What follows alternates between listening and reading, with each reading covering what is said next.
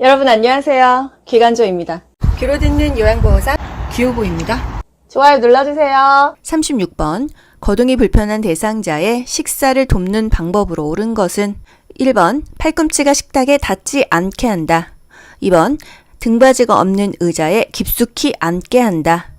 3번 발바닥이 바닥에 닿도록 의자 높이를 조절한다. 4번 대상자의 가슴 위치로 식탁 상판의 높이를 조절한다. 5번 휠체어에 앉아서 식사할 때는 식탁과 충분한 간격을 둔다. 정답요. 3번이죠. 발바닥이 바닥에 닿도록 의자 높이를 조절한다. 발바닥도 닿고 또 의자 안쪽으로 깊숙하게 앉게 하는 것이 안정적이겠어요. 1번 왜 틀렸을까요? 팔꿈치가 식탁에 닿지 않게 한다. 우리가 식사 예절로는 팔꿈치 안 올리지만요. 불편한 대상자입니다. 뭔가 안정적으로 의지할 수 있는 곳은 다 의지해야 돼요. 의자에 깊숙이 앉게 하죠. 식탁에 팔꿈치 올리도록 합니다. 2번은요. 등받이가 없는 의자에 깊숙이 앉게 하나요? 등받이도 있고 팔 받침도 있고 좌우 균형을 잡을 수 있는 안전한 자세가 좋다. 4번 대상자의 가슴 위치로 아니죠? 좀 낮다고 했어요. 배꼽까지 내립니다. 식탁은 대상자의 배꼽 높이이다. 5번 휠체어에 앉아서 식사할 때는 식탁과 충분한 간격을 두는 게 아니라 가까이 붙이죠. 깊숙하게 당기죠. 팔은 편안한 자세, 팔꿈치마저 올려라 이거예요. 37번 스스로 음식을 먹을 수 있는 치매 대상자의 식사를 돕는 방법으로 옳은 것은 1번 투명한 유리 접시에 음식을 담아준다. 2번 식전에 사탕을 제공하여 식욕을 돋군다. 3번 무게감 있는 숟가락을 사용하게 한다. 4번 소금이나 간장은 식탁 위에 두고 사용하게 한다. 5번 식사 시간에 졸려 하더라도 제 시간에 먹게 한다. 답 나오죠? 정답은요? 3번 무게감 있는 숟가락을 사용하게 한다. 이유가요. 치매 대상자는 말기쯤 되면 본인이 하고 있는 행위를 잊어먹습니다. 밥을 먹고 있는데 내가 지금 뭐 하고 있는지 멍 때린단 말이에요. 가슴 아프죠.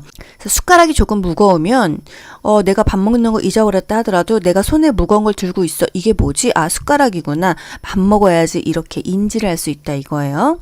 1번 투명한 유리 접시에 음식을 담아준다. 우리 뭐보다 뭐가 좋다 그랬어요? 헷갈리니까 하나만 기억하자고요. 유리보다는 색깔 있는 플라스틱 제품이 좋다고 했어요. 왜? 입맛을 돋구니까. 유리는 그리고 치매 대상자가 깨트릴 수도 있으니까 위험하다 이래서 X하시면 됩니다. 유리 접시보다는 플라스틱이 좋다. 식전에 사탕을 제공해서 식욕을 돋웁니까? 사탕, 땅콩, 팝콘 이런 것들은요. 질식의 위험이 있기 때문에 삼가합니다. 왜? 씹는 행위까지 잊어버릴 수 있어요. 그래서 이렇게 자잘한 음식들은 삼가하고요. 식욕을 돋구려면은 물을 마시던지 국을 먼저 좀 떠먹이면 되겠죠. 4번 소금이나 간장은 식탁 위에 두면은 이게 뭔 줄 몰라서 먹게 되니까 피합니다. 식사 시간에 졸려하더라도 제 시간에 먹게 하는 게 아니라 졸려하거나 뭔가 초조하다고 하면은 밥을 안 먹입니다. 그리고 괜찮아지면 먹인다고 했어요. 그죠? 치매 대상자의 식사 돕기 한번 볼게요. 뭐 한 문제씩은 꼭 나오잖아요. 뭐보다 뭐를 사용한다? 결국적으로 사용하는 것을 기억하세요. 접시보다 평평한 접시보다는 사발 약간 이렇게 오목해서 잘 흘리지 않는 사발을 사용한다 이거예요. 플라스틱 제품을 사용하죠. 유리그릇보다는요. 살에 자주 걸린다고 하면은 너무 묽은 거는 오히려 살에 걸리니까 걸쭉한 액체 음식을 제공합니다. 밥을 안 먹으려고 왜? 입안이 뭐가 불편한가를 확인하는 거예요. 상처가 있는지 틀니가 안 맞는지 약 먹고 부작용 때문에 밥을 안 먹는지에 대해서 우리가 관찰자의 역할을 해줘야 됩니다. 졸려하거나 초조하다면은요. 식사를 제공하지 않는다예요. 그리고 옷을 입을 때 싫다고 하면은요. 목욕할 때 갈아입힌다. 바로 하지 않는다는 거예요. 그런데 대상자가 거부해도 바로 해야 되는 것은 뭐가 있었어요? 구강간호. 양치질은 바로바로 시켰잖아요. 그죠? 씹는 행위를 잊어버린 대상자에게는 갈아서 제공한다. 씹는 걸 잊어버렸으면은 씹는 역할을 대신 해줘야겠죠. 음식을 갑니다. 갈아서 제공합니다. 씹는 게 불편하다면요. 이가 아플 수 있잖아요. 그랬을 때는 갈아서 제공을 한다. 식사 전 미리 음식의 온도를 확인한다. 우리 애기들한테 음식 줄 때 어떻게 해요? 호호 시켜서 주죠. 치매 대상자도 마찬가지라고 생각하시면 되겠습니다. 앞치마를 입힙니까? 턱바지를 입힙니까? 옷을 버릴 수 있기 때문에 앞치마를 입히는 거예요. 약간 무거운 숟가락을 쥐어줘서 본인이 밥을 먹고 있다는 사실까지도 잊어먹지 않도록 해준다고 했고요. 생선가시 미리 발라놓습니다. 식탁에 앉으면 바로 밥 먹을 수 있도록 미리 다 세팅해놓고 불러야 되는 거예요. 하나하나 왔다 갔다 하다가는 딜 수도 있고요. 또 문제가 될 수 있기 때문이죠. 38번 경관 영향력을 제공할 때 대상자의 상체를 높이고 오른쪽으로 비스듬히 눕히는 이유는 경관 영향이 뭐예요? 우리 콧줄로 밥 먹이는 거죠? 이때 대상자의 상체를 좀 높입니다. 그리고 오른쪽으로 눕혀요. 이 이유가 뭘까요? 1번 비위관이 새지 않도록 하기 위해서, 2번 영양액의 주입 속도를 조절하기 위해서, 3번 대상자가 비위관을 빼지 못하게 하기 위해서, 4번 영양액의 기도로 역류할 가능성을 줄이기 위해서, 5번 영양액의 온도를 유지하기 위해서. 정답은요, 역류 가능성을 줄이기 위해서입니다. 위의 모양이 왼쪽으로 기울어져 있어요. 그래서 반대쪽 오른쪽으로 누우면은요, 역류 가능성이 줄어들고 또 이 중력에 의해서 영양액이 밑으로 잘 흘러내려간다. 오른쪽으로 눕히는 이유는 역류 방지를 위해서입니다. 39번 처방된 알약의 개수가 많은 대상자의 복약을 돕는 방법으로 옳은 것은 물에 녹인 후 제공한다. 알약을 쪼개서 제공한다. 갈아서 가루로 제공한다. 약에 꿀을 섞어서 제공한다. 알약을 두세 번 나누어 먹게 한다. 요건 좀 쉽죠? 알약을 두세 번 나누어 먹게 합니다. 개수가 너무 많아요. 막 개수가 6개씩 돼요. 그럼 뭐 2개씩 3번 먹이거나 3개, 2-3개 이렇게 먹이면 되겠습니다. 녹인다, 쪼갠다, 가루로 한다. 이렇게 임의로 쪼개거나 가루를 내면 된다, 안 된다? 안 됩니다. 반드시 의료진에게 문의하고 지시를 따라야 돼요. 약의 농도가요, 알약 같은 경우 24시간 동안 서서히 계속 그 시간 간격으로 농도를 유지해야 되는데, 가루를 내거나 쪼개면은 이게 24시간 이 균일한 농도로 가는 게 아니라 갑자기 확 빨라지겠죠. 혈압약인 경우에 가루내서 먹였으면요, 하루 종일 조금씩 혈압을 낮춰야 되는데 그냥 초반 동안 1시간 동안 혈압이 확 떨어질 수가 있어요.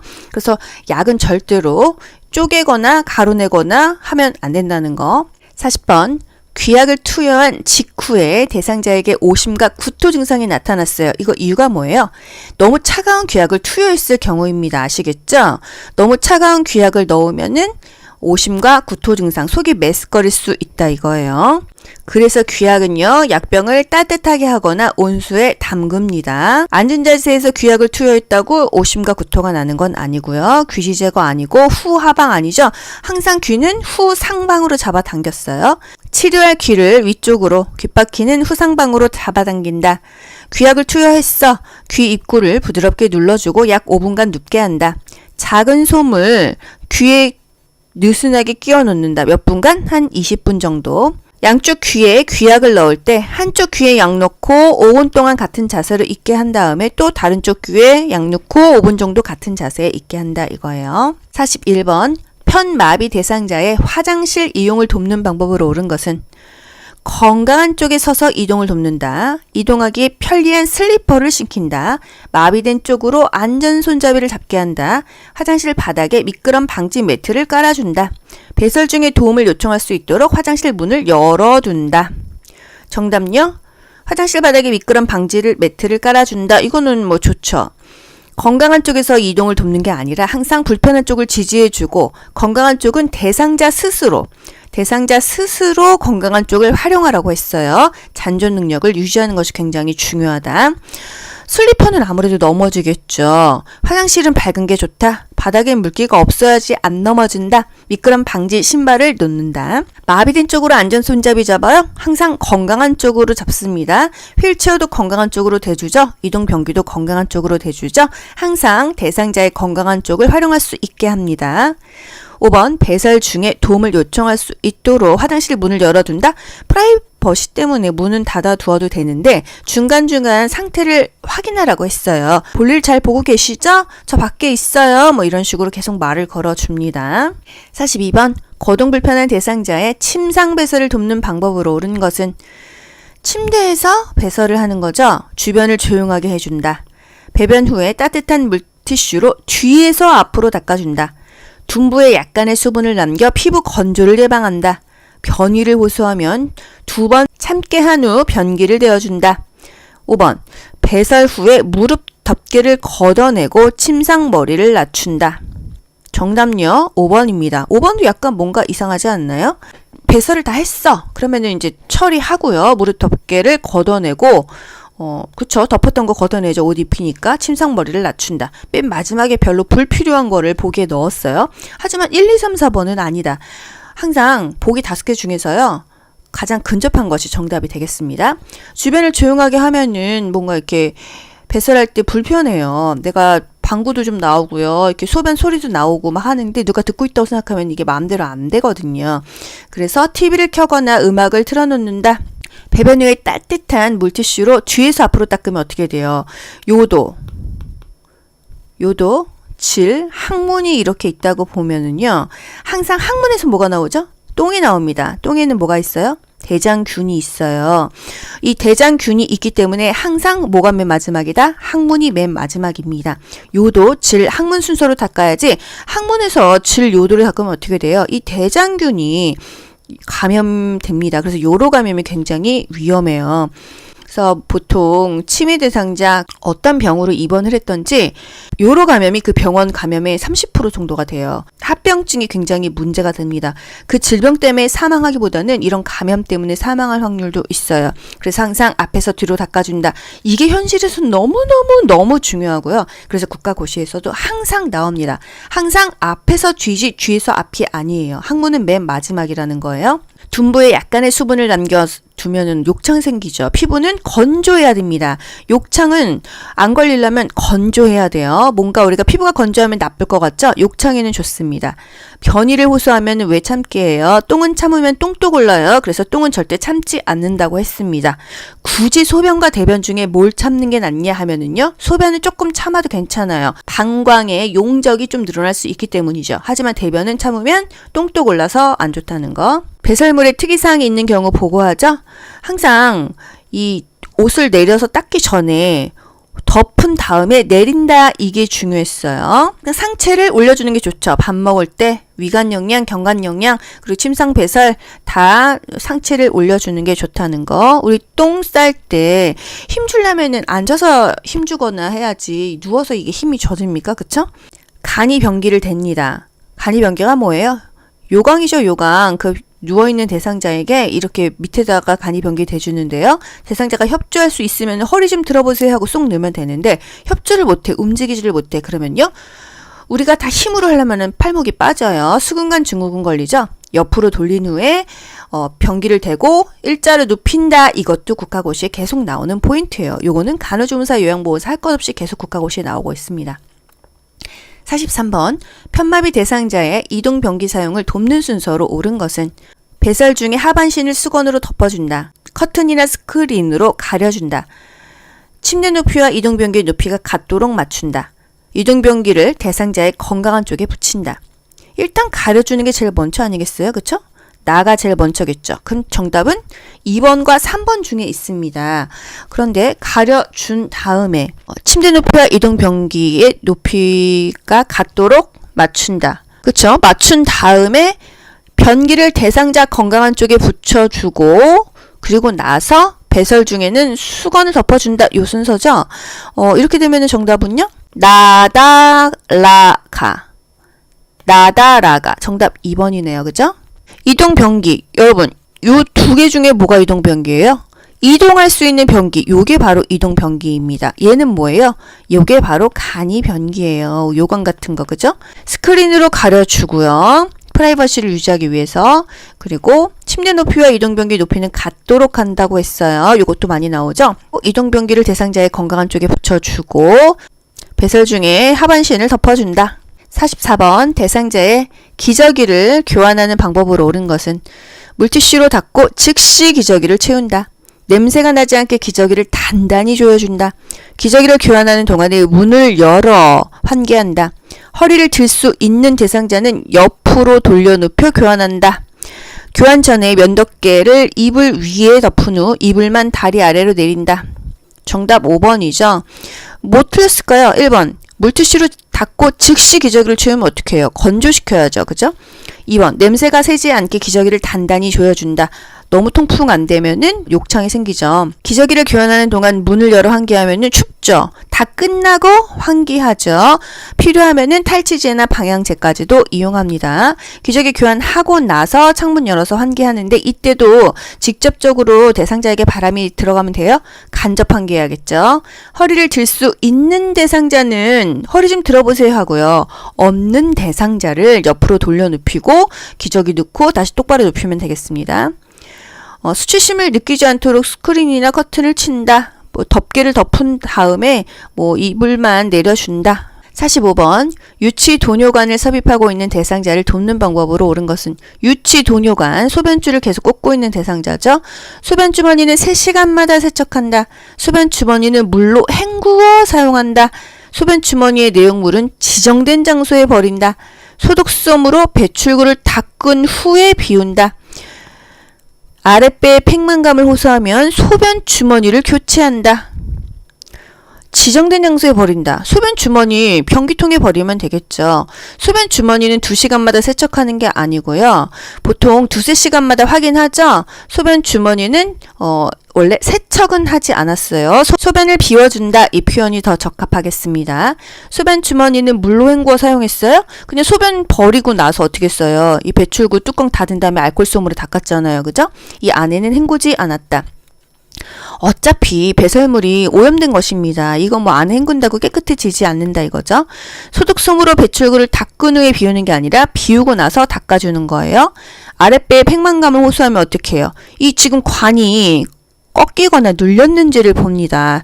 아시겠죠? 소변이 안 빠지면 배가 아픈 거니까요. 46번 의치의 변형을 막을 수 있는 방법으로 옳은 것은 변형 방지는 어떻게 해야 될까요? 물에 담근다 이런 게 답이 되겠죠. 의치를 소독할 때는 표백제에 담근다. 의치를 흐르는 물로 닦은 후 베타딘으로 소독한다. 의치를 주방세제로 씻은 후 뜨거운 물로 소독한다. 전체 의치인 경우 뚜껑이 있고 물이 담긴 용기에 넣어 보관한다. 의치를 끼우기 전 전자레인지에 데워서 사용한다. 정답요.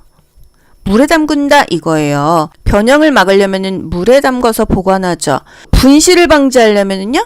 일정한 장소에 보관하죠. 의치를 소독할 때는 표백제에 담그는 게 아니고요. 의치 세정제나 물이 담긴 용기에 보관하면 됩니다. 의치를 흐르는 물로 닦은 후 베타딘으로 소독한다. 여러분 베타딘이 뭐예요? 우리 상처 났을 때 바르는 그 요오드 있잖아요. 소독약 그게 바로 베타딘입니다. 색깔 있는 거. 의치를 주방세제로 씻은 후 뜨거운 물로 소독한다. 의치, 틀니는요. 뜨거운 물 하면 무조건 틀려요. 왜? 틀니가 플라스틱 재질이잖아요. 그쵸? 뜨거운 물로 하면 변형이 됩니다. 틀니 비싸죠? 변형되기 때문에 틀니는 절대로 뜨거운 물로 소독하면 안 된다. 미지근한 물로 헹군다. 찬물에 담근다. 다 맞는데 뜨거운 물은 틀려요. 전체 의치라면은 뚜껑이 있고 물이 담긴 용기에 넣어 보관한다. 전체 틀리던 부분 틀리던 이렇게 물에 이 틀니가 전체적으로 담겨야지 밖으로 이렇게 삐져나오면은 이게 건조돼서 변형될 수 있기 때문이에요. 전자레인지에 데우면은 쪼그라들겠죠. 안 됩니다. 47번 두발 전용 세정제를 사용하여 머리를 감기는 방법으로 옳은 것은 물이 없을 때 두발 전용 세정제로 머리 감기죠. 세정제를 사용 후 린스로 헹군다. 세정제를 수건에 묻혀 모발에 닦아낸다. 비누와 세정제를 2대1로 섞어서 사용한다. 세정제 거품을 두피에 발라 흡수되게 한다. 세정제 사용 후에 마른 수건으로 말려 닦아준다. 정답요 5번입니다. 두발 전용 세정제는요. 물이 없는 상황에서 머리를 감기려고 할 때 씁니다. 그래서 거품을 많이 내죠.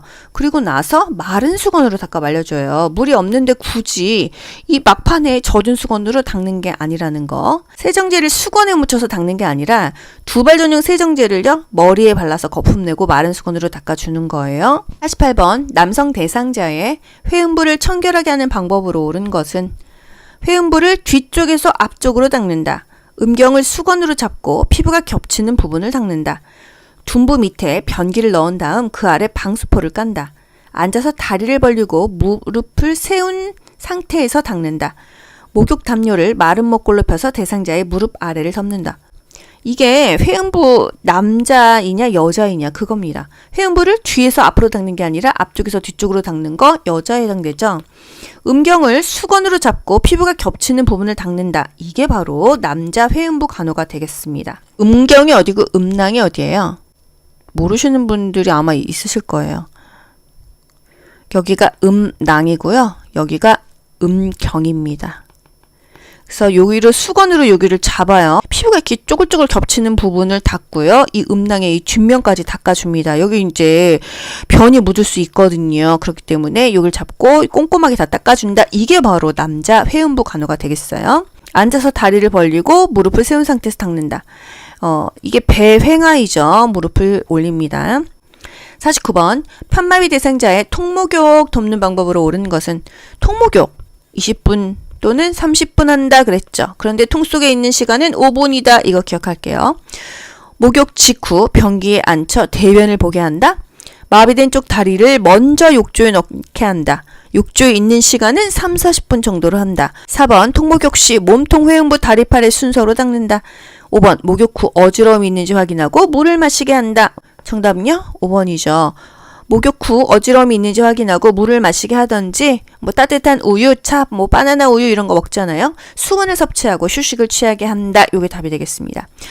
목욕 직후 변기에 앉아 대변을 보게 하는 게 아니라 목욕하기 전, 외출 전, 또 머리 감기 전 항상 대소변을 보게 합니다. 몸이 따뜻하면은 똥도 메리고 오줌도 마렵단 말이에요. 항상 어떤 거 하기 전에 화장실 가는 거예요.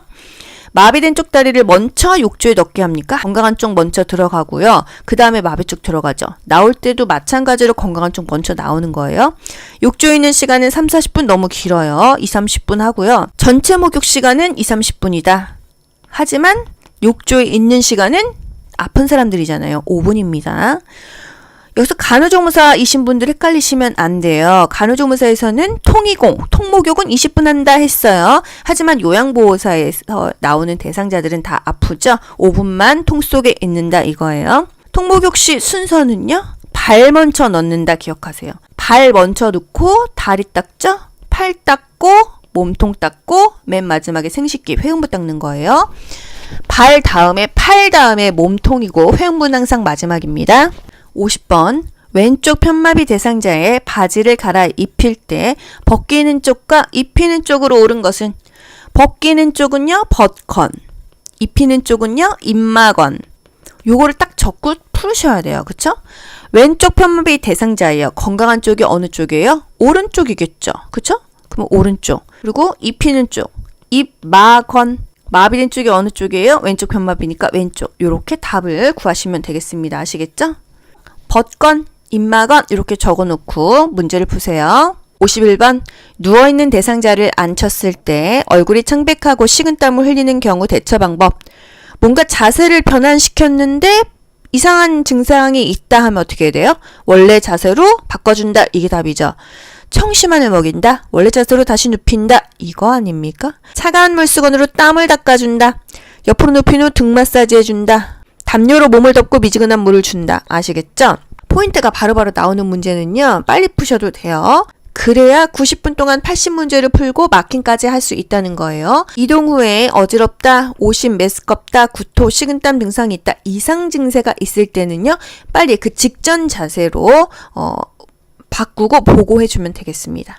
52번 다음 그림과 같이 누워서 엉덩이를 들어 올리는 근력 운동의 효과는 요거 우리 교과서에서 팁 왼쪽에 별표되어 있었어요. 요거 뭐예요? 부종 예방, 낙상 예방, 목 통증 예방, 호흡 부전 예방, 관절 변형 예방? 다 낯선데? 이런 생각 안 하셨습니까? 원래 신체 안정을 위한 자세다 이거예요. 정답은요. 그런데 약간 변형돼서 나왔어요. 누워서 엉덩이를 들어 올리는 이 운동은 휴대용 변기, 이동 변기죠? 이동 변기 할 때 허리 좀 들어보세요 하고 여기다 이동 변기 쏙 집어넣죠. 침대 위에서의 이동, 보행 시 신체 안정에 도움이 된다. 신체 안정, 낙상 예방과 연결하시면 되겠어요. 이렇게 근력 운동하는 이유는요. 결국은 균형 잡아서 낙상을 예방한다. 다치지 않게 한다. 이거예요. 이렇게 한다고 부종이 예방되겠어요? 이렇게 한다고 목 통증이 예방돼요? 목 더 아파요. 호흡 부전 예방, 관절 변형 예방 아니다. 신체가 안정되고 낙상을 예방하는 근력 운동이다. 이거예요. 53번 다음 그림과 같이 옆으로 누워있는 오른쪽 편마비 대상자를 침대에 걸터 앉을 때 지지하는 방법으로 옳은 것은 항상 체위 변경 문제는요. 여러분 뭘 보셔야 돼요? 요양보호사가 어디를 지지하냐, 대상자는 자기의 건강한 쪽을 활용하냐 이것만 보시면 됩니다. 오른쪽 편마비예요. 그럼 건강한 쪽은 어느 쪽이죠? 왼쪽이 건강한 쪽입니다. 그럼 대상자가 건강한 쪽을 활용하는 그림 먼저 볼까요? 왼쪽으로 짚는 그림 뭐가 있어요? 왼쪽으로 짚고 있죠. 왼쪽으로 짚고 있죠. 요거 안 짚고 있죠. 요것도 짚고 있네요. 요거 안 짚고 있죠. 그러면 일단 1번, 2번, 3번으로 답이 추려지죠. 요양보호사는 어느 쪽을 지지하냐? 상체 하나, 하체 하나 지지한다. 그거를 찾으셔야 됩니다.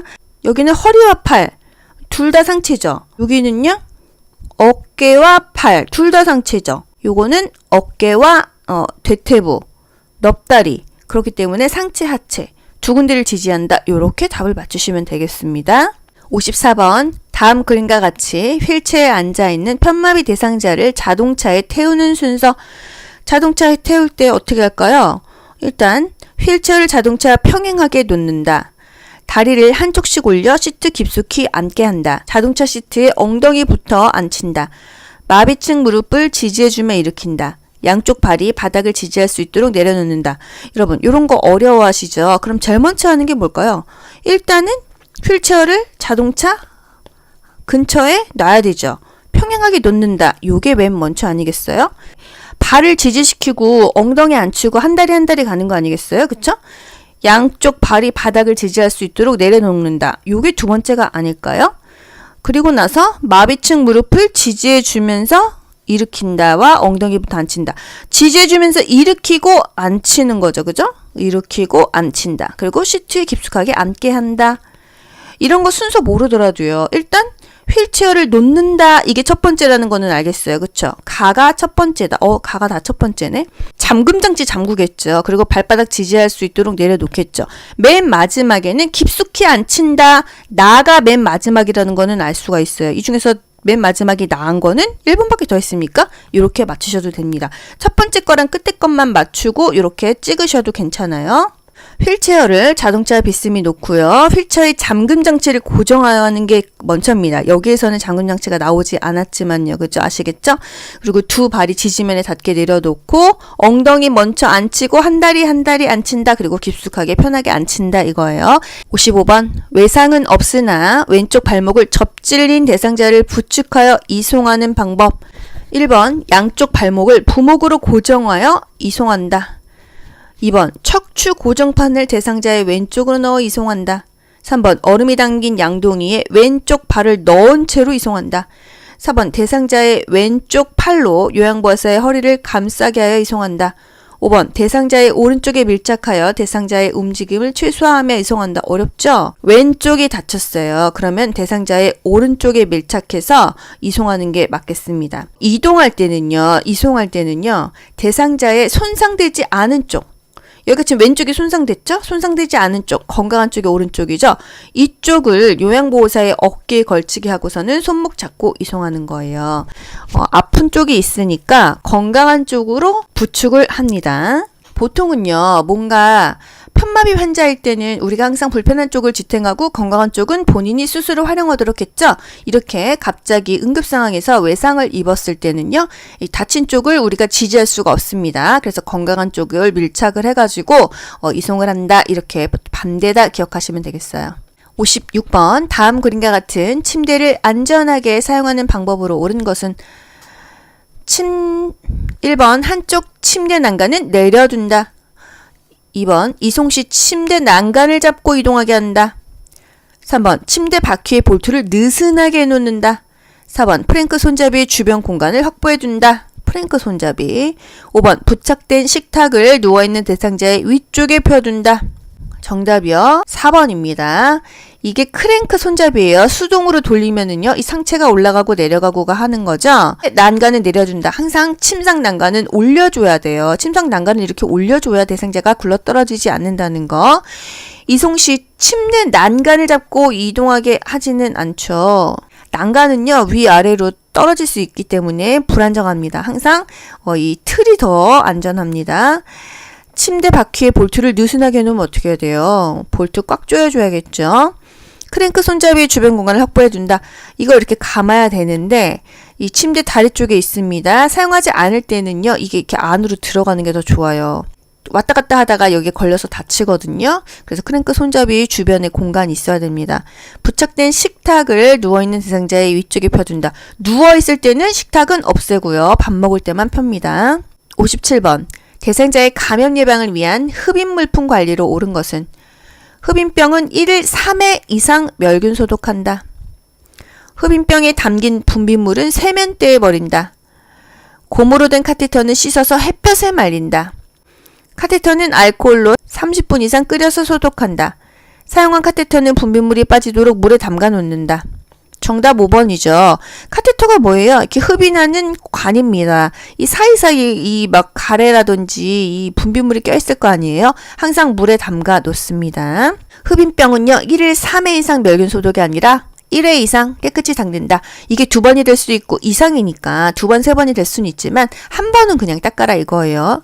흡입병에 담긴 분비물은 세면대에 버리면 되겠습니까? 변기에 버리는 게 낫겠죠. 고무로 된 카테터는 씻어서 햇빛에 말린다. 그늘에 말립니다. 그늘에 말려요. 햇볕에다 놓으면 고무라서 변색되고 갈라지기 때문이죠. 카테터는 알코올로 30분 이상 끓여서 소독한다. 15분 이상 물에 끓이는 건 맞아요. 알코올을 끓이면 다 휘발됩니다. 소용이 없어요. 58번. 실내에서 화재가 발생했을 때 소화기 사용하는 순서로 옳은 것은 이게 35회 국가고시에도 나왔었는데 39회도 나옵니다. 그래서 한 4번 만에 나왔다. 그래서 국가고시는 그 문제 은행이라는 게 있어요. 그래서 문제가 돌고 돈다는 것입니다. 뭐가 순서예요? 안전핀을 뽑는 게 첫 번째예요. 그죠? 그리고 노즐을 잡고 불 쪽으로 향합니다. 그리고 나서 움켜쥐고 쏘는 거예요. 쏘는 게 맨 마지막인 건 아시겠죠? 그러면 다가 맨 끝입니다. 안전핀 뽑는 게 첫 번째야. 그러면 라가 첫 번째예요. 요렇게만 해도 답이 3번이 나오더라는 거예요. 59번. 전기 사고를 예방하는 방법으로 옳은 것은 벗겨진 전기 코드는 청테이프로 감아 사용한다. 하나의 콘센트에 여러 개의 전기 코드를 연결한다. 샤워장에 있는 콘센트에는 보호용 커버를 씌워 놓는다. 콘센트에서 플러그를 뺄 때에는 전기 코드를 잡고 뺀다. 콘센트에 플러그가 꽂힌 상태로 흡인기를 세척한다. 정답요? 3번이죠. 물이 닿는 상황이라고 하면은 커버를 씌워 놓는다. 이게 맞죠. 벗겨진 전기 코드는 청테이프로 감아서 사용하는 게 아니라 뭔가 이상이 있으면 사용하지 않는다. 이게 맞죠. 그리고 전기는 사실 까만 테이프로 감지 않습니까? 그죠? 하나의 콘센트에 여러 개의 전기 코드를 연결하면은 안 된다고 했어요. 거기 누전될 수도 있고요. 그죠? 하나의 콘센트에 여러 개의 전기 코드를 꽂지 않는다. 연결 코드는 가급적 사용하지 않는다. 콘센트에서 플러그를 뺄 때 전기 코드를 잡고 뺀다? 플러그를 꼭 잡고 똑바로 빼는 거지 전기줄을 잡고 빼는 게 아니라는 거. 콘센트에 플러그가 꽂힌 상태로 흡인기를 제거한다. 항상 꽂힌 상태로 제거하지 않겠죠. 플러그 빼고 제거하는 게 낫겠죠. 습기가 있는 곳에 가급적 전기기구를 사용하지 않는다. 욕조나 샤워장 등의 콘센트에 보호용 커버를 씌운다. 물이 달 수 있으니까요. 60번. 삼킴 장애가 있는 대상자의 식사를 돕는 방법으로 옳은 것은 뭔가 삼키지 못하는 거예요. 어떻게 해야 될까요? 익힌 채소보다 신선한 생채소를 먹게 한다. 밥은 물에 말아서 제공한다. 식사 중 대화를 유도하면서 속도를 조절한다. 요구르트는 떠먹는 형태보다 마시는 형태로 제공한다. 한 번에 조금씩 떠먹이고 여러 번에 걸쳐 삼키게 한다. 이게 가장 적합하지 않습니까? 그죠? 삼킴 장애가 있어요. 연하곤란이죠. 항상 익힌 채소가 좋다. 음식을 부드럽게 조리해서 먹게 하는 게 좋죠. 또 푹 끓이거나 다지거나 믹서에 갈아서 제공하는 게 낫다. 밥은 물에 말아서 제공하는 게 아니죠. 국이나 물에 말아 먹지 않는다. 더 안 들어간다. 유제품류는요. 떠먹는 게 더 낫다는 거예요. 떠먹는 요플레가 낫다. 뭐 마시는 불가리스보다 떠먹는 요플레가 낫다 이거예요. 61번. 변실금으로 오염된 대상자의 속옷을 세탁하는 방법으로 옳은 것은 뚜껑을 열고 삶는다. 본세탁 전에 애벌 빨래를 한다. 오염된 부위는 아세톤으로 세탁한다. 얼룩을 제거하고 표백제에 오래 담가둔다. 붕산수에 담갔다가 여러 번 헹구어 건조한다. 여러분 이렇게 동그라미 X 하면서 문제 풀어보세요. 정답은요. 본세탁 전에 애벌 빨래를 한다. 좀 가려졌네요. 죄송합니다. 뚜껑을 열고 삶는 게 아니고요. 뚜껑은 덮고 삶아요. 이유가 뭐예요? 옷감이 상하기 때문이에요. 이 뚜껑을 열고 삶으면요, 공기층에 노출이 될 거 아니에요? 그러면 옷감이 상한다는 거. 항상 세탁하는 거에서 중요했던 거 뭐예요? 혈액이나 체액은 찬물로 먼저 닦고 핏기를 제거하고 체액을 제거하고 그 다음에 더운 물로 헹군다. 이게 항상 중요한 것이었습니다. 오염된 부위는 아세톤으로 세탁한다? 여러분, 아세톤이 뭐예요? 이 손톱 매니큐어 닦아내는 거 아니에요? 이걸로 세탁을 어떻게 해요? 그쵸? 얼룩을 제거하고 표백지에 오래 담가둔다. 표백지에 오래 담가두면은 색깔이 다 빠지죠. 찌든 때 오염 부분에 가루세제나 얼룩 제거제를 묻혀서 살살 비벼준다. 이런 것들은 다 적합한 답이 되겠습니다. 붕산수에 담갔다가 여러 번 헹구어 건조한다. 여러분, 붕산수 어디서 나왔었잖아요. 뭐예요? 냄새가 너무 심한 세탁물은 헹군 다음에 붕산수에 담거라. 그리고 나서 붕산수 헹구지 말고 탈수해서 말리면은 그 꼬랑내가 없어진다. 냄새가 심한 게 없어진다 했어요. 그쵸? 붕산수는요, 헹구지 않고 건조시키는 거예요. 62번. 재가 대상자의 병원 진료를 위해서 동행하는 방법으로 옳은 것은 외출 시에 동행 일상 업무의 대행. 이건 뭐예요? 개인 활동 지원 서비스죠. 개인 활동 지원 서비스. 1번. 보호자의 자가용을 운전하여 이동한다. 대상자의 귀중품은 소지하고 가게 한다. 대상자에게 필요한 경비를 미리 확인하게 한다. 요양보호사가 이용하는 병원으로 안내한다. 진료 당일에는 복용하던 약을 중단하게 한다. 이렇게 답 나오잖아요. 그죠? 정답 3번이요. 대상자에게 필요한 경비 미리 확인합니다. 외출 장소를 정확하게 파악하죠.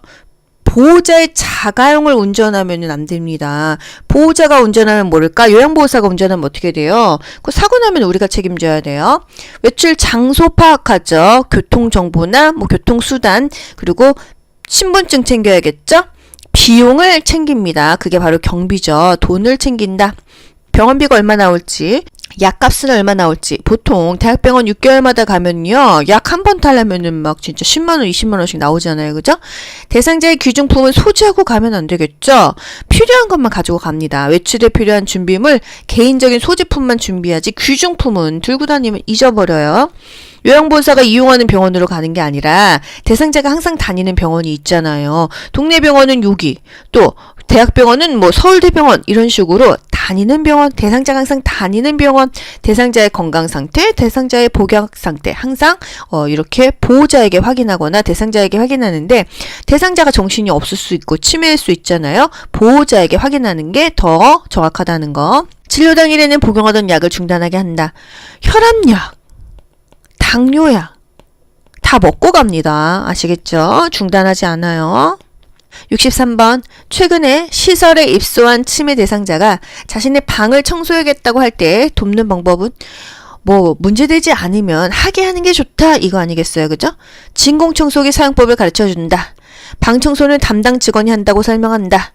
무리하지 않는 범위 내에서는 청소하게 한다. 이게 가장 아름다운 답이죠. 그죠? 당분간 침상에서 절대 안정을 취하라고 말한다. 청소는 낙상 위험이 있으므로 하지 말라고 한다. 항상 대상자에게 남아있는 기능을 최대한 살리는 게 치매 대상자에게 특히나 중요하다고 했습니다. 습관적으로 해오던 일은 할 수 있잖아요. 그래서 무리하지 않는 범위 내에서 청소하게 한다. 괜찮아요. 노인은 침상에서 3일에서 3주만 움직이지 않고 누워있어도 나중에 걷지 못하게 된다고 합니다. 우리 교주에 이 얘기가 있어요. 그래서 아주 사소한 거라도 본인이 할 수 있는 것은 하게 해서 잔존 기능을 유지시켜야 됩니다. 다쳤어요. 골절 입으면 어떻게 돼요? 골절은요, 최소 4에서 6주 정도는 움직이지 않아야 뼈가 붙어요. 그래서 노인들이 골절 입게 돼서 이렇게 3일에서 3주만 움직이지 않아도 못 걷게 되는데, 한 달씩 또는 2달씩 누워있게 되면 그 다음에는 걷기가 힘들어집니다. 그래서 항상 낙상을 주의해라. 이게 그렇게 중요한 거예요. 현실에서 너무 중요하니까. 국가고시에서도 많이 나오잖아요. 그죠? 다치게 되면은 누워있게 되죠. 못 움직이게 되죠. 그러면 그 다음에는 정상적으로 회복되기가 너무 어렵다는 거예요. 다치기 전으로 회복되기가 너무 어렵다. 그래서 낙상 너무 조심해라. 다치지 않게 조심해라. 64번. 시설에 있는 치매 대상자를 위해서 화장실의 환경을 안전하게 조성하는 방법으로 옳은 것은 화장실은 항상 24시간 동안 밝게 해라. 물기 없다. 맞게 해라 그랬죠. 화장실 복도에 화분을 둔다. 넘어지겠죠. 대상자의 눈높이에 맞춰 화장실 표시를 한다. 괜찮죠. 프라이버시를 위해서 화장실 안에 잠금 장치를 만든다. 화장실 안에 신고 벗기 편하게 넉넉한 운동화를 놓는다. 세면대 위에 큰 거울을 설치해서 자신의 모습을 보게 한다. 치매 대상자 거울 보게 되면 어떻게 된다 그랬어요? 거울 망상이 온다고 했습니다. 괴물로 보일 수도 있고요. 그죠? 화장실 복도에 뭔가 바닥에 놓으면 넘어집니다. 걸려 넘어져요. 프라이버시를 위해서 화장실 안에 잠금 장치를 만들지 않죠. 치매 대상자는요, 본인이 밖으로 나올 때 문 여는 방법도 잊어버려서 모르는 경우가 있기 때문에 안에서 잠그면 열 수가 없어요. 화장실 문은 밖에서도 열 수 있는 것으로 한다. 화장실뿐만이 아니라 치매 대상자를 두고 있는 집이나 시설이라고 한다면 항상 밖에서 열 수 있어야 됩니다. 넉넉한 운동화는 넘어져요. 발에 꼭 맞는 게 넘어지지 않는다는 거. 화장실은 항상 밝아야 되고요. 물기가 없어야 되고요. 미끄럼 방지 처리된 신발을 놓던지 미끄럼 방지 이렇게 구멍 숭숭 뚫려 있는 매트를 사야 됩니다. 뭐 이렇게 쿠팡이나 인터넷 쇼핑몰에 화장실 매트 이렇게 검색하면은 많이 나와요. 그렇게 지금 대상자, 집에 어르신 있는 집 또는 부모님이 좀 연로하신 분들은 화장실에 이렇게 깔아서 넘어지지 않게 해야 됩니다. 화장실에 딱 슬리퍼 신다가 물기에 미끄러지는 경우가 너무 많기 때문이죠. 화장실에서 많이 다칩니다. 65번.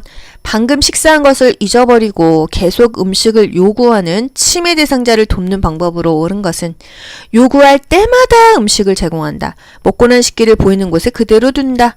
음식을 큰 그릇에 담아 한 번에 많이 준다. 치매 증상이므로 개의치 않고 용물을 본다. 함께 식사한 다른 대상자로부터 확인을 받게 한다. 먹고 난 식기 그대로 두죠. 조금 전에 드셨는데요. 이렇게 말해주는 거죠. 그리고 달력에 동그라미 치면서 표시하기도 하고요. 지금 준비하고 있으니까 조금만 기다려주세요. 이런 방법도 있다. 이게 세 가지밖에 없다는 거예요. 그죠? 요구할 때마다 음식을 제공하면은 큰일 나죠. 그죠? 음식을 큰 그릇에 담아서 한 번에 많이 주는 게 아니라 오히려 작은 그릇에 담아서 양은 똑같지만 횟수를 여러 번 준다. 이게 맞는 답이에요. 66번. 낮에 집안에 여기저기를 기웃거리며 배회하고 있는 치매 대상자를 돕는 방법. 보통은 밤에 배회를 하는데 낮에 이러고 있대요. 어떻게 해야 될까요? 창문을 활짝 열어둔다. 라디오를 크게 틀어놓는다. 커튼을 새 것으로 바꾸어준다. 복잡한 일거리를 제공해준다. 먹고 싶은 것이 있는지 확인한다. 약간 생뚱맞지만 먹고 싶은 것이 있는지 또는 화장실을 가고 싶은지 확인합니다. 신체적인 욕구를 우선 처리해 주는 게 가장 중요하다는 거. 배가 고픈 걸 수도 있고요. 뭔가 먹고 싶을 수도 있고 화장실에 가고 싶을 수도 있고 어디가 불편할 수도 있거든요. 그죠? 위험한 물건 치운다. 환각을 일으킬 수 있는 옷가지는 치운다. 단순한 일거리를 제공해 줍니다. 관심을 다른 곳으로 돌린다. 함께 있어준다. 좋아하는 일을 하게 해준다. 이렇게 합니다. 뭔가 배회할 때 나갈 수 있게 하면은 실종됩니다. 라디오는 작게 트는 게 낫겠죠?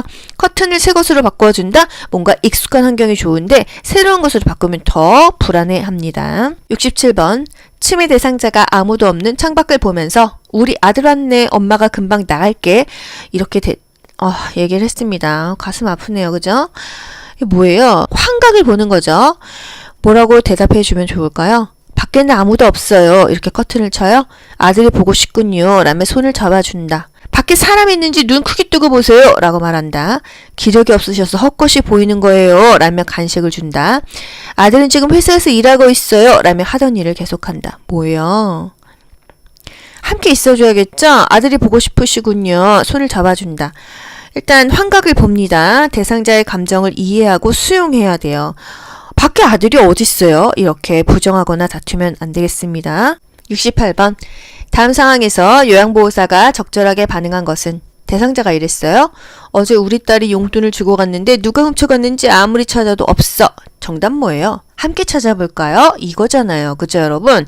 보지 않아도 이런 거는 답을 딱 맞추셔야 됩니다. 같이 찾아봐요. 이게 답이에요. 딸이 준 용돈이 얼마예요? 제가 잘 보관해놨어요. 거짓말하면 안 되죠. 지난번에도 그러시더니 또 그러시네요. 마음은 이렇죠. 하지만 이러면 안 된다. 대상자를 설득하거나 부정하면 안 돼요. 함께 찾아볼까요? 이렇게 하는 게 좋고요. 조그만 뭐 손수건 같은 거로 계속 반복적으로 잊어버렸다고 한다면은 똑같은 물건을 사두었다가 아 여기 있네요. 이런 방법도 있다는 거예요. 69번 시설 침해 대상자가 자신의 집으로 가겠다며 소란을 피울 때 요양보호사가 어떻게 해야 될까요? 시설이에요. 요양원에 있어요. 나 집에 가겠다 이런 대상자가 한둘이겠습니까? 그쵸? 혼자 사는 집에 못 가시잖아요. 저기 앉아서 텔레비전 보세요. 집에 가도 이제 아무도 없어요. 어르신 나가시면 제가 혼나요. 아들이 모시러 올 때까지 우리 퍼즐 맞춰요. 소란을 피운다. 파괴적인 행동이에요. 파괴적인 행동은요. 이해하지 못하면은 같은 말로 반복해 줍니다. 왜 그러세요? 이렇게 왜 그랬는지 상기하지 않죠? 부정적인 감정이 다시 한번 곱씹어지기 때문이에요. 파괴적인 행동이 나타나면 일단 중지하고 자극을 더 이상 주지 않고 쉬게 해주는 게 좋아요. 그죠?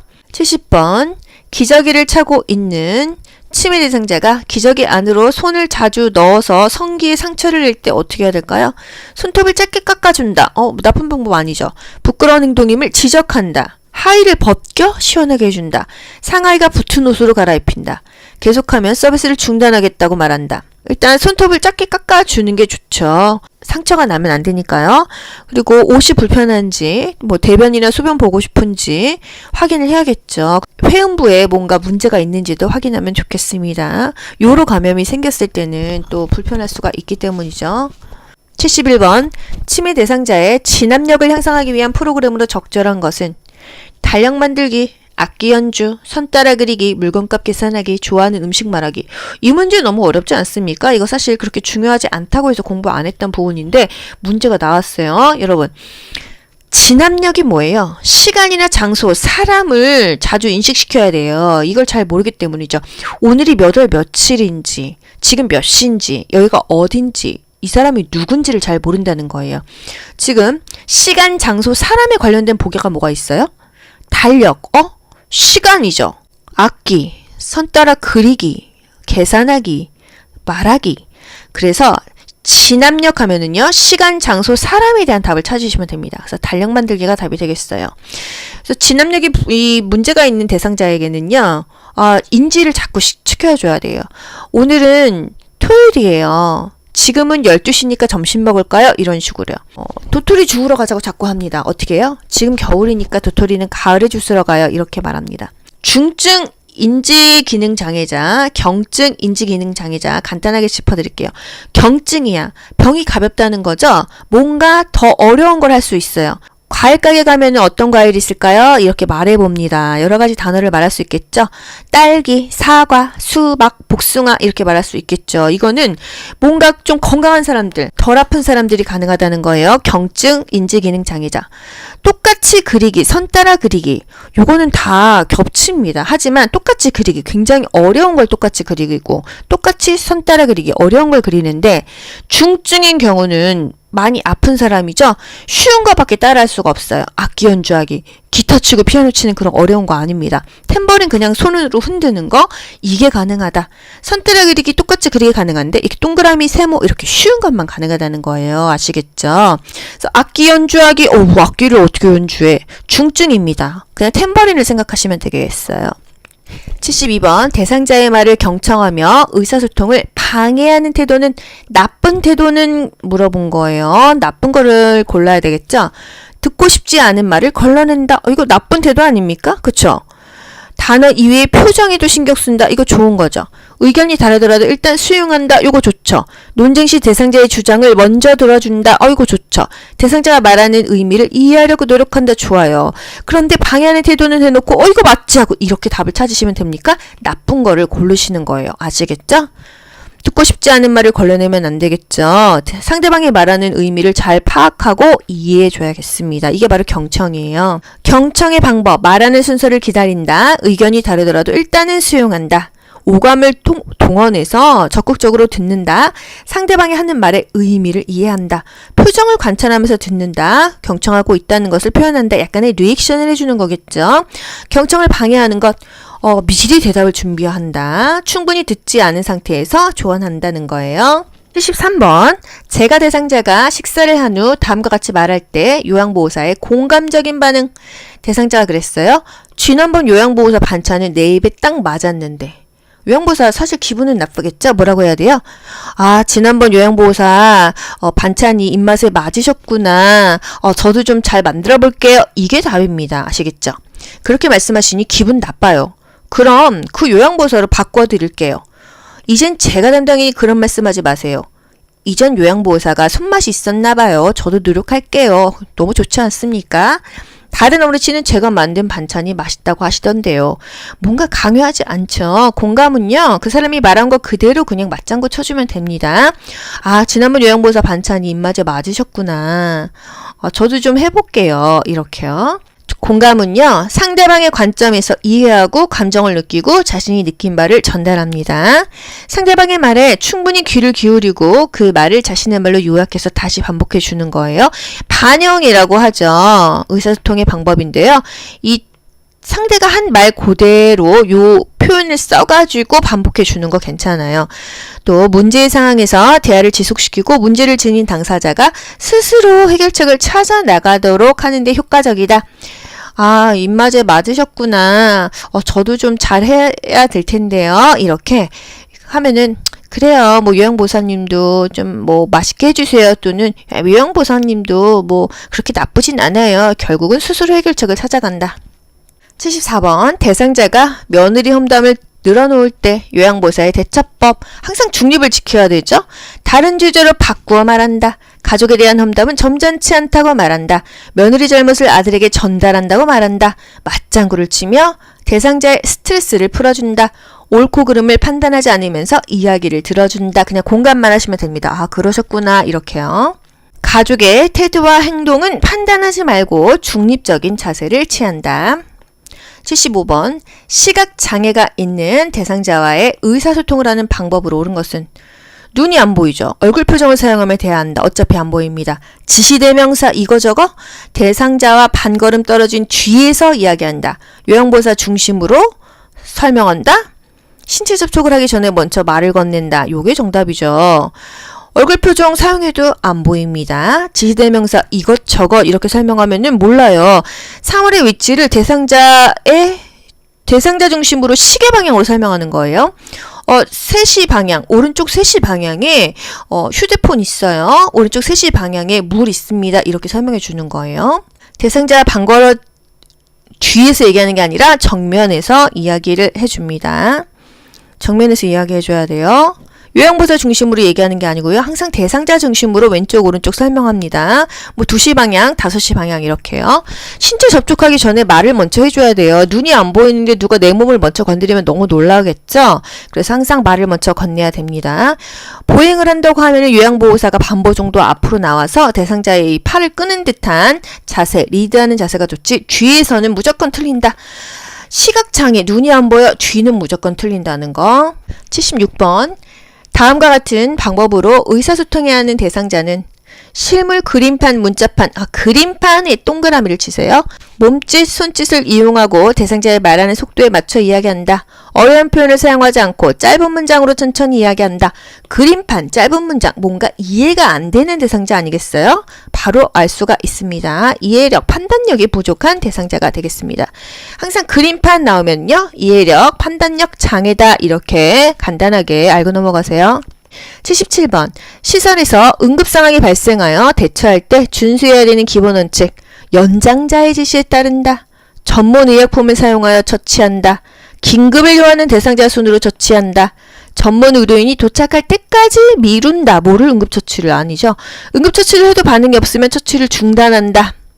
정답요. 긴급을 요하는 대상자 순으로 처치하면 되겠습니다. 항상 긴급을 요하는 대상자 순으로 처치한다. 응급처치 우선순위에 따라 처치한다. 이런 것이 답이고요. 응급처치 교육을 받은 사람의 지시에 따릅니다. 연장자 뭐 배우지도 않았는데 나이만 많다고 아는 거 아니니까요. 전문의약품을 사용하여 처치한다. 뭐 전문적인 의약품을 사용할 필요는 없다. 응급상황에서는 기본적인 대처만 해도 된다. 전문 의료인이 도착할 때까지 응급처치를 미루면 우리가 CPR, 심폐소생술, 하임리히법 왜 배웁니까? 중요한 시간은 4에서 6분이다. 이 시간이 지나면은 뇌가 뇌사에 빠진다 했어요. 근데 119가 이 안에 못 온단 말이죠. 그래서 항상 응급처치, 초반에 그 골든타임이 너무 중요하다는 거예요. 응급처치를 해도 반응이 없다고 처치를 중단하면 안 되죠. 그 의료진이 와서 119가 와서 손을 넘길 때까지는 계속 심폐소생술을 하든지 하임리히법을 하든지 끝까지 그 생명을 살려야지 중단하면 안 된다는 거. 전문 의료인에게 인수인계할 때까지 절대로 중단하지 않는다. 78번 대상자가 넘어져 출혈은 없으나 손목에 통증이 있고 골절이 의심될 때 응급처치 방법은 여러분 골절 하면은요 보기 볼 것도 없습니다. 움직이지 않는다. 얼음한다. 또는 부목대준다. 그리고 찬찜질 냉찜질한다. 요게 항상 답이 되겠어요. 그리고 장신구가 있다고 하면은 빼준다. 제거해준다. 왜? 부으면 안 빠지니까. 이거 3개 중에 하나입니다. 1번 튀어나온 뼈를 압박한다. 손목 부위를 지압해준다. 손목을 반복적으로 털어보게 한다. 움직이면 안 되죠. 손목을 차가운 물수건으로 감싸준다. 의자에 앉히고 팔을 심장 아래로 내려준다. 항상 위로 올려준다. 어떤 경우에는 압박봉대를 감는다 이게 맞거든요. 근데 여기서는 틀렸어요. 왜? 그거보다 더 정답에 가까운 답이 있기 때문이에요. 항상 보기 5개 중에서 가장 근접한 게 정답입니다. 이렇게 답을 찾으셔야 돼요. 차가운 물수건으로 감싸준다. 괜찮죠? 튀어나온 뼈를 압박한다. 보통은 그 전체를 부목을 대고 고정시킨다.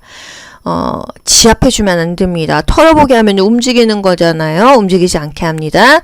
심장 위로 올려서 부종을 방지합니다. 손상 부위는 부목을 이용하여 고정한 후 병원으로 이송한다. 골절이 의심된다면 냉찜질을 한다는 거. 79번 심폐소생술 중 가슴을 압박하는 자세 딱 봐도 우리 여러분 뭐예요? 팔을 쭉 뻗고 이렇게 직각이 되어라 했잖아요. 그죠? 2번이 정답이 되겠습니다. 가슴 중앙 흉골 아래쪽 절반 부위에 두 손을 깍지 끼고 올려놓는다. 깍지 끼죠? 올려놓죠? 그리고 팔꿈치를 쭉 편 상태에서 이 구조자의 어깨와 대상자의 가슴이 수직이 되게 하고 눌러주는 거예요. 양팔의 팔꿈치를 곧게 펴라. 이게 중요하죠? 가슴이 최소 5cm 정도는 들어가야 된다. 체중을 실어서 압박을 합니다. 이 팔 힘으로 하는 게 아니에요. 힘들어요. 체중을 실어서 하셔야 되겠어요. 1분당 100에서 120회 속도로 압박을 합니다. 80번 심폐소생술 할 때 인공호흡하는 방법으로 옳은 것은 인공호흡 어떻게 해요? 10초에 2번 불어 넣어준다 그랬어요. 턱을 아래로 당겨 기도를 개방한다. 턱을 위로 올렸죠? 10초마다 한 번씩 숨을 불어넣는다. 10초에 2번이라고 했습니다. 위가 팽창되도록 세게 숨을 불어넣는다. 가슴 압박과 인공호흡의 비율은 15대 2예요. 30대 2죠. 1초에 걸쳐 서서히 가슴이 상승될 정도로 숨을 불어넣는다. 정답이 5번이 되겠습니다. 약간 좀 생소하기는 했어요. 가슴이 상승될 정도로 숨을 불어넣는다. 요거 맞아요. 기도 유지 후 인공호흡 2회를 10초 이내로 실시하는 거예요. 10초마다 한 번씩 숨을 불어넣는 게 아니고요. 30대 2죠. 하나, 둘, 셋, 넷, 다섯, 여섯, 일곱, 여덟, 아홉, 열. 하나, 둘, 셋, 넷, 다섯, 여섯, 일곱, 여덟, 아홉, 열. 하나, 둘, 셋, 넷, 다섯, 여섯, 일곱, 여덟, 아홉, 30 한 다음에 10초 이내에 이렇게 불어주는 겁니다. 가슴이 상승되는지 숨을 불어 넣으면서 한 번씩 확인을 하죠. 턱을 아래로 당기는 게 아니라 위로 들어 올려주죠. 여러분 수고 많이 하셨습니다. 좋아요 누르면 합격. 귀로 듣고 고득점 합격하는 비결이 귀요보에 있습니다. 여러분 모두 합격 가자. 안녕. 좋아요 눌러주세요.